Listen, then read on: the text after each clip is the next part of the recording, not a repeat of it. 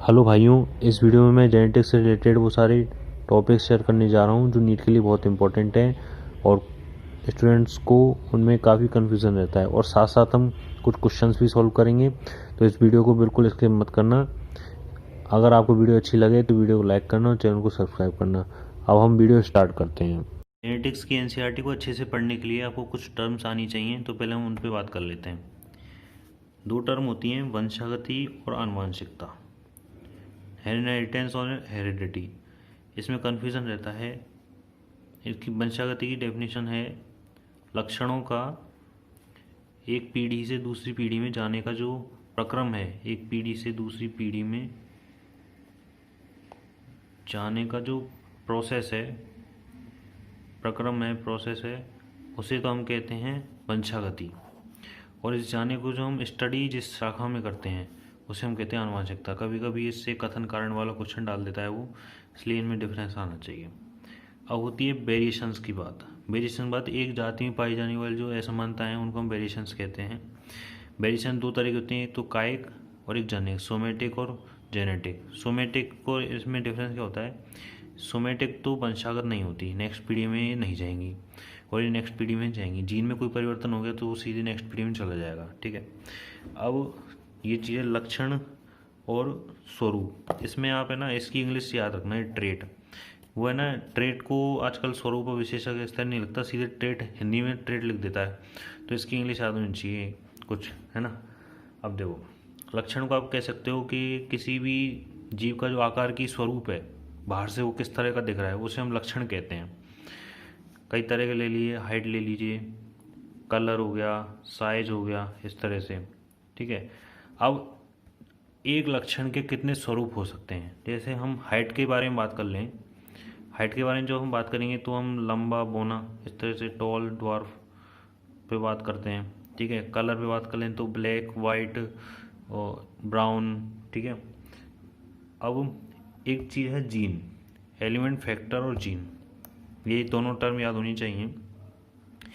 इसमें ये होता है, जीन की सीधी सी डेफिनेशन है डीएनए की क्रियाशील इकाई, यानी कि जो डीएनए से एमआरएनए बने, डीएनए से एमआरएनए बने और एमआरएनए से प्रोटीन बन के वो एक लक्षण के रूप में प्रकट हो। कोई एंजाइम बनाए, कोई भी वर्क करे अपनी बॉडी में, तो वो काम करता है अपना जीन, एक पीढ़ी से दूसरी पीढ़ी में।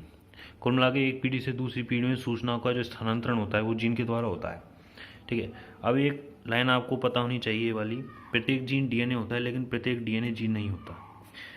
प्रत्येक जीन तो डीएनए है, ये पूरा डीएनए है अपना, इसमें छोटे छोटे जीन लगे हुए हैं सभी जगह, ठीक है। तो ये जीन डीएनए का पूरा पार्ट है, तो प्रत्येक जीन डीएनए, लेकिन प्रत्येक डीएनए जीन नहीं होता, क्योंकि जीन वो होता है कि डीएनए का क्रियाशीलतम भाग। कुछ आपने स्टॉप कोडन पढ़े होंगे, यूए, यूएजी, यूजीए, है ना, तो वो क्या है कि क्रियाशील नहीं होते, वो स्टॉप कर देते हैं। तो इस वजह से प्रत्येक डीएनए जीन नहीं होता, लेकिन प्रत्येक जीन डीएनए होता है, ठीक है।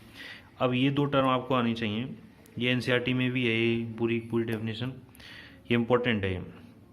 युग्म विकल्पीय अलील, ये क्या होता है, ये जीन के एकांतरित रूप हैं जो समजात गुणसूत्रों के समान स्थल पर पाए जाते हैं और समान लक्षण का निर्धारण करते हैं। इसको मैं बता रहा हूँ, एक मिनट रुको, पहले इसकी डेफिनेशन देख लो। समजात गुणसूत्र क्या होता है, ऐसे दो गुणसूत्र जिन पर समान लक्षण की जीन हो, नहीं कि समान जीन। समान लक्षण मतलब जैसे हाइट का लक्षण है तो हाइट की जीन होनी चाहिए, ऐसे नहीं कि उधर भी आई है इधर भी आई है तो ये दोनों समजात गुणसूत्र हो सकता है ये किसी और को डिनोट कर रहा हो, इसलिए सेम लक्षण होना चाहिए, ना कि समान जीन।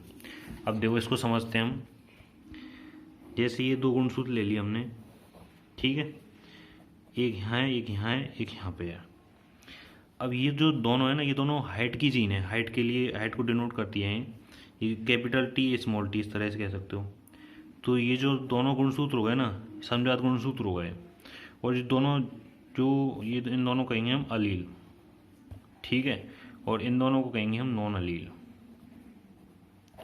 अलील कैसे कहा हमने, ये जीन के एकांतरित रूप में, ये कैपिटल टी है और ये स्मॉल टी है, ठीक है, जीन के एकांतरित रूप में, तो समजात गुणसूत्र हैं दोनों की दोनों, इनके समान स्थल पर पाए जा रहे हैं, तो ये हो गया हमारे लिए अलील, ठीक है। अब कुछ टर्म है, homozygous, heterozygous, hemizygous. Homozygous capital T, capital T, capital T, small T, वैसे आप एक्स वाई समझ लीजिए। कैपिटल टी ऐसे एक लक्षण है अपना लंबाई वाला, हाइट वाला। अब इसके दोनों जो द्विगुणित हमारी सेल है, द्विगुणित कोशिका है, उसमें लक्षण के जो दोनों जो ट्रेट हैं, अलील हैं, वो दोनों सेम है, कैपिटल टी तो ये होमोजाइगस हो गया। इसे आप स्मॉल टी भी कह सकते हो। अब हेट्रोजाइगस में दोनों डिफरेंट हैं, ठीक है। अब मेल ह्यूमन की बात करें तो स्पर्मेटोजेनेसिस के लिए आवश्यक ही होता है वाई, कैपिटल वाई, ठीक है। तो इसके लिए केवल एक ही जीन है ये, तो हेमीजाइगस हो गया, ठीक है।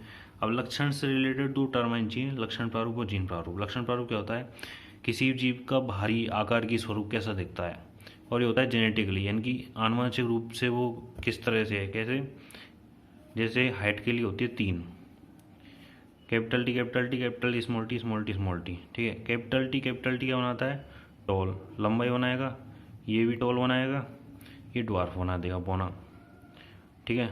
तो ये लक्षण तो सेम है, लेकिन इसका जीन प्रारूप अलग अलग है। तो लक्षण की दो कैरेक्टर हो गए, ठीक है। अब मेरे को एक लाइन समझानी है, रूपांतरित तैलील है, रूपांतरित तैलील के तुल्य हो सकती है जो सामान्य एंजाइम का उत्पादन किया जा रहा हो। इस लाइन को समझने के लिए हमको ये चीज़ समझनी पड़ेगी, ठीक है। रूपांतरित तैलील का मतलब क्या हुआ, एक पीढ़ी से दूसरी पीढ़ी में गई, उसके बाद उसने नॉर्मल एंजाइम का उत्पादन किया, नॉर्मल प्रोटीन बना दिया, ठीक है। कोई उसमें दिक्कत नहीं, कोई बिना म्यूटेशन के। लेकिन इनकी ये चीज़ तो हो गई अपनी नॉर्मल, लेकिन रूपांतरित तैलील इनकी कोई म्यूटेशन हो गया उसमें, तो म्यूटेशन के बाद वो क्या पैदा कर रही है, या तो हो सकता है कि उसमें सेम कोई दिक्कत नहीं है, नॉर्मल एंजाइम का उत्पादन हो रहा है, ठीक है। या हो सकता है उसमें ऐसा म्यूटेशन हो गया कि एंजाइम तो उत्पादित हुआ, लेकिन वो क्या कार्य नहीं कर रहा, वर्क नहीं कर रहा। तीसरा, एंजाइम उत्पादन ही नहीं हुआ, वो जो जीन थी ना, डीएनए से एमआरएनए ही नहीं बना, कुछ ऐसा हो गया। तो इस तरह दे सकते हो। अब देखो, रूपांतरित एलील भी नॉर्मल एंजाइम बना रही है, रूपांतरित एलील भी नॉर्मल एंजाइम बना रही है, तो दोनों ये सेम हो गए ना। तो इस तरह से रूपांतरित एलील की तुल्य हो सकती है जो सामान्य एंजाइम का उत्पादन किया जा रहा हो। इस तरह से ये लाइन याद होनी चाहिए। ये समझ में नहीं आती है, हम इसको रटते रहते हैं, लेकिन इस तरह से याद हो जाएगी। अब एक चीज़ याद रखना, लक्षण प्रारूप दो चीज़ों पर निर्भर करता है, जीन प्रारूप और उपयुक्त वातावरण परिस्थितियाँ। जीन प्रारूप कैसे, यहाँ बताया गया, जीन प्रारूप ये, लक्षण प्रारूप ये बन गया, ठीक है। तो जीन प्रारूप और उपयुक्त वातावरण परिस्थितियाँ, और जैसे किसी जीव को पोषण चाहिए, इनकी जब तक पोषण नहीं मिलेगा तो वो बढ़ेगा कैसे, एक तरह से समझ सकते हो। तो वातावरण ही हो गया एक तरह से। तो उपयुक्त वातावरणीय परिस्थिति के अनुसार लक्षण प्रारूप डिपेंड करता है उसके ऊपर। अब नेक्स्ट वीडियो में मेंडलेस पे बात करूँगा। अगर वीडियो अच्छी लगी हो तो वीडियो को लाइक करना, चैनल को सब्सक्राइब करना। Thank you.